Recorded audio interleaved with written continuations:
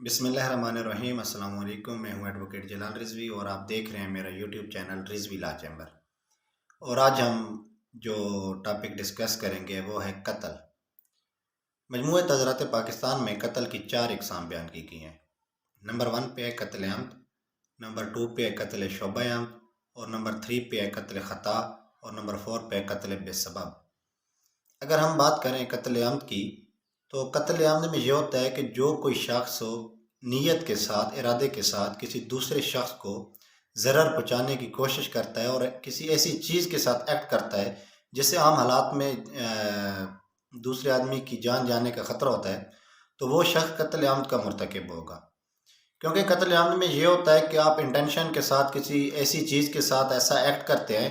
جس سے آپ کو پتہ ہوتا ہے کہ میرا ایسا ایکٹ کرنے سے دوسرے آدمی کی جان جا سکتی ہے، مگر پھر بھی آپ وہ ایکٹ کرتے ہیں تو آپ قتل عمد کے مرتکب ہوں گے۔ اس کے بعد ہے قتل شعبہ عمد۔ اچھا، قتل شعبہ عمد میں یہ ہوتا ہے کہ آپ کسی کہ آپ انٹینشن کے ساتھ، آپ اپنے ارادے کے ساتھ کسی دوسرے شخص کو کسی ایسی چیز کے ساتھ، کوئی ایسا کومنٹ ایکٹ کرتے ہیں جس سے عام حالات میں جان جانے کا خطرہ نہ ہو۔ فار ایگزامپل، آپ کسی کو پتھر اٹھا کر مار دیں یا اینٹ اٹھا کر مار دیں، تو پتھر یا اینٹ مارنے سے عام حالات میں تو دوسرے آدمی کی جان نہیں جاتی۔ تو اگر آپ کا جو ارادہ تھا وہ کسی کو ہرٹ کرنے کا تھا، نہ کہ آپ کا ارادہ یہ تھا کہ آپ کسی کی جان لیں،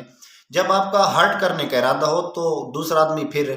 قتل ہو جائے تو آپ قتل عمد کے مرتکب نہیں بلکہ قتل شعبہ عمد کے مرتکب ہوں گے۔ اس کے بعد تیسرے نمبر پہ قتل خطا۔ قتل خطا میں یہ ہوتا ہے کہ آپ وداؤٹ انٹینشن کے، آپ بغیر کسی ارادے کے، بغیر کسی نیت کے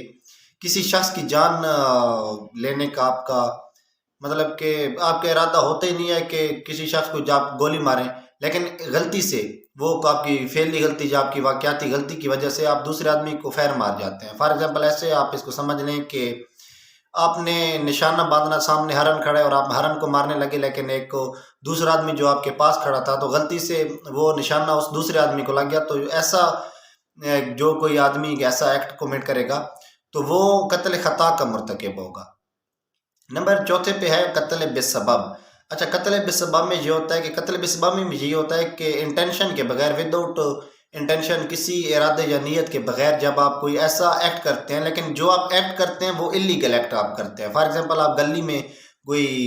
گڑھا کھود دیں تو یہ اللیگل ایکٹ ہے، لیکن جب گڑھا کھودے آپ کا یہ انٹینشن تو تھی نہیں کہ کوئی آدمی اس میں گرے، آپ نے گڑھا کھودا کسی اور مقصد کے لیے، تو سیوریج وغیرہ کے لیے آپ نے گڑھا کھودا تو کوئی اور آدمی آ کر اس میں گر گیا، تو آپ کا جو انٹینشن تھی وہ تو تھی کہ آپ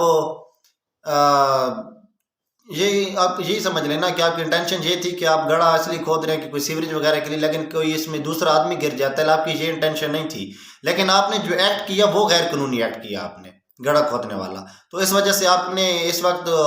جو آپ نے کمٹ کیا قتل، تو وہ آپ قتل بسبب کے مرتکب ہوں گے۔ جزاک اللہ خیر و تعالی۔